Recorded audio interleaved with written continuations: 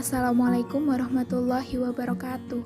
Perkenalkan, nama saya Maulidia Dewi Sakinah, NIM 200401110263, Psikologi F.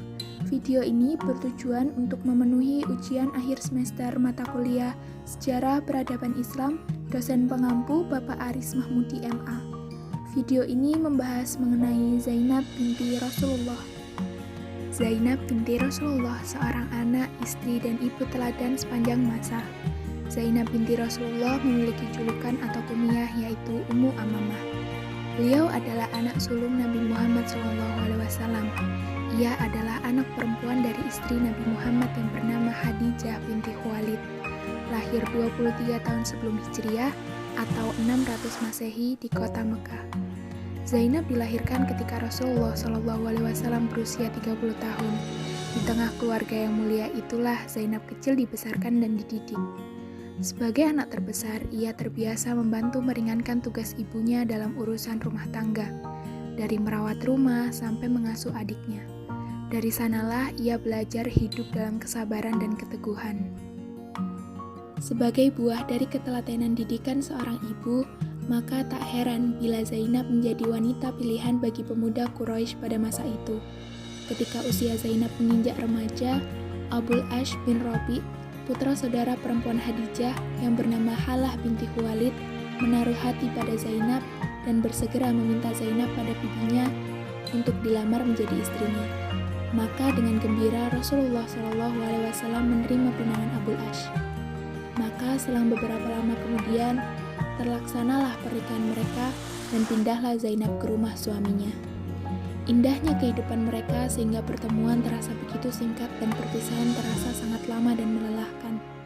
Tak terasa waktu berlalu dan terlahirlah putra pertama yang mereka beri nama Ali dan kemudian menyusul Umamah putri mungil mereka.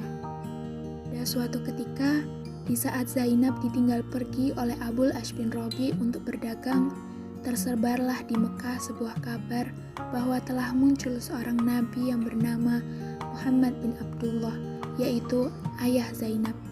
Tatkala mendengar kabar itu, Zainab segera pergi ke rumah orang tuanya untuk mencari tahu kebenaran berita tersebut.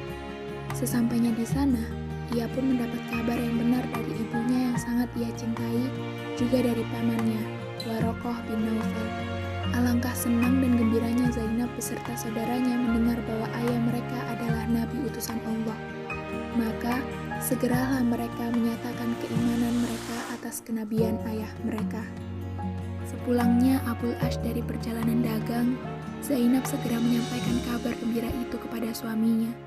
Dengan penuh semangat, ia menceritakan semua yang terjadi dengan harapan akan membuat suaminya tertarik dan masuk Islam.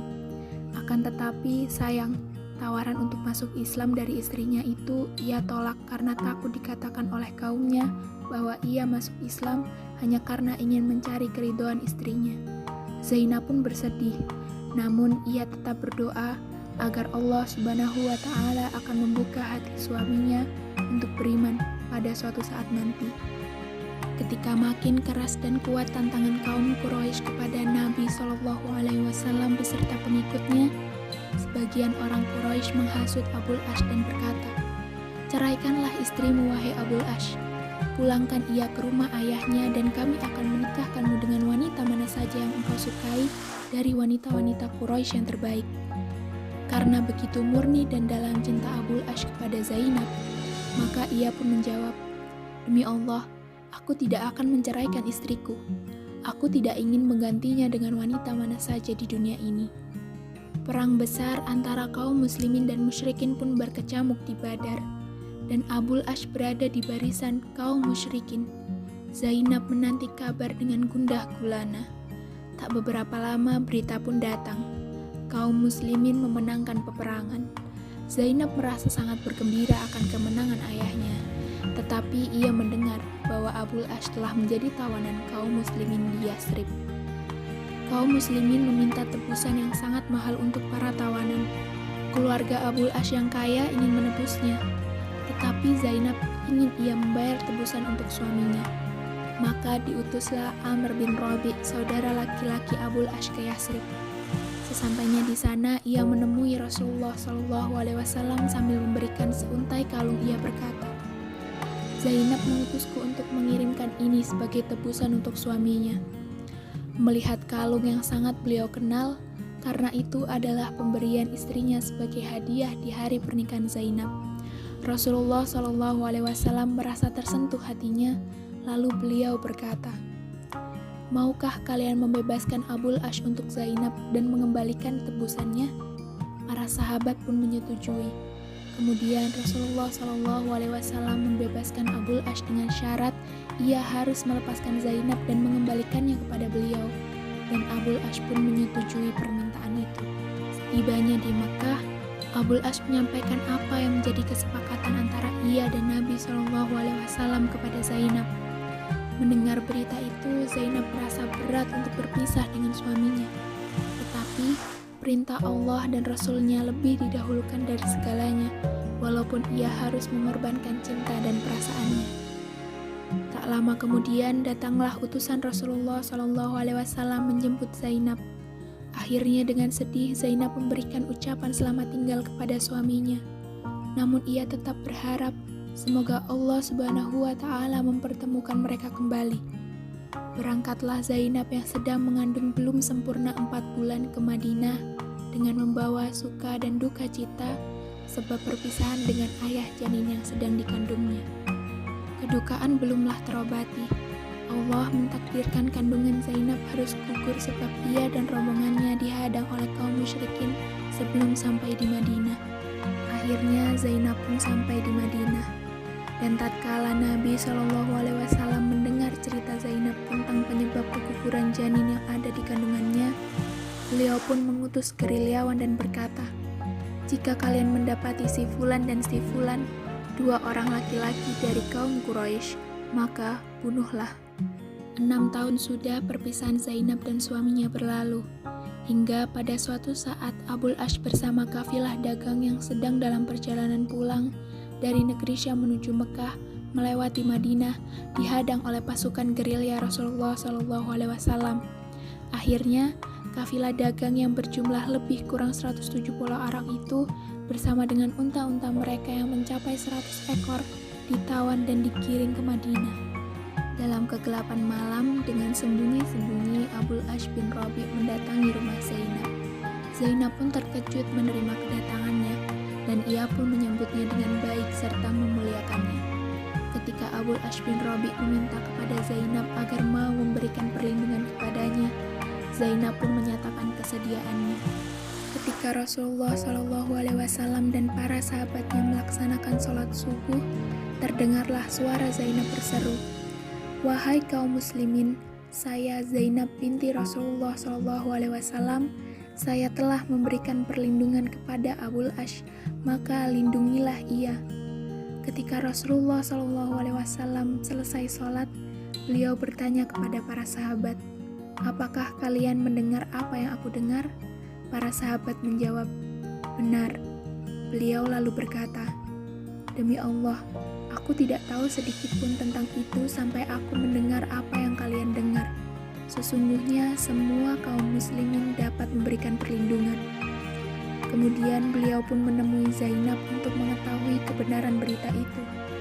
Zainab berkata, "Wahai Rasulullah, sesungguhnya Abul Ash adalah kerabat dan anak pamanku, serta ayah dari anak-anakku, dan aku telah memberikan perlindungan kepadanya." Rasulullah SAW berkata, "Benar wahai putriku, muliakanlah tempatnya dan jangan sampai ia berhubungan denganmu. Sesungguhnya engkau tidak halal baginya." Kemudian para sahabat mengembalikan harta yang telah mereka rampas itu kepada Abul Ash.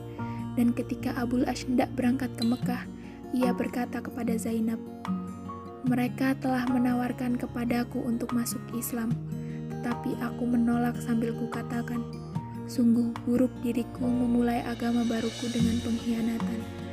Mendengar ucapan terakhir Abul Ash tersebut, terasa berdebar jantung Zainab, seakan-akan ia melihat di balik apa yang ia ucapkan, ada cahaya dan harapan yang semoga saja dapat menerangi hatinya yang masih gelap dengan kekufuran. Sesampainya di Mekah, Abul As memberikan harta-harta yang diamanahkan kepadanya kepada pemiliknya.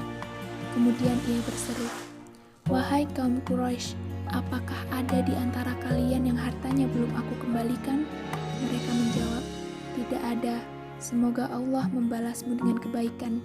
Kami telah mendapatimu sebagai orang yang memegang amanah dan mulia." Lalu Abul As menyatakan masuk Islam. Setelah itu, ia kembali lagi ke Madinah untuk berkumpul kembali dengan Zainab yang telah lama menantinya dengan sabar. Di Madinah, ia disambut oleh kaum muslimin dengan gembira. Lalu Rasulullah SAW mengembalikan Zainab kepadanya, dan mereka berkumpul dan bersatu kembali dalam kebahagiaan, bahkan lebih baik dari sebelumnya, karena kali ini mereka dikumpulkan dalam agama Tauhid. Namun, kebahagiaan ini ternyata tidak lama dinikmati berdua dibanding masa sulit dan penuh kesabaran yang mereka harus jalani. Waktu berlalu tanpa terasa. Genap setahun Zainab berkumpul kembali dengan suaminya. Zainab sang mujahidah, wanita penyabar dan tegar itu, telah kembali menghadap sang Khalik. Setelah berjuang menghadapi penyakit yang dideritanya semenjak keguguran kandungannya di tengah padang Sahara. Zainab meninggal dalam usia relatif muda, 30 tahun. Namun begitu dewasanya sikap dan ketabahannya yang patut diteladani.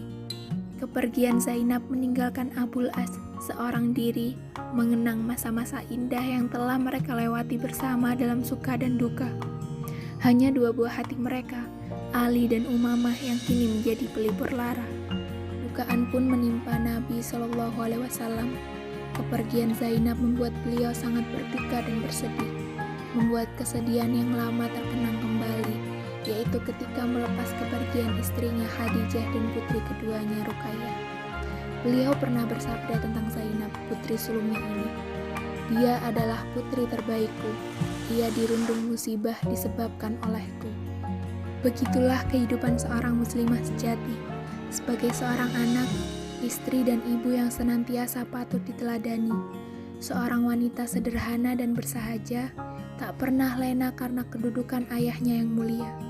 Wanita yang tak pernah menyerah dan berputus asa, di dalam jiwanya terdapat kebesaran dan keagungan yang mengalir dari ayahnya, Nabi Muhammad SAW. Sekian dari kisah Zainab binti Rasulullah. Wassalamualaikum warahmatullahi wabarakatuh.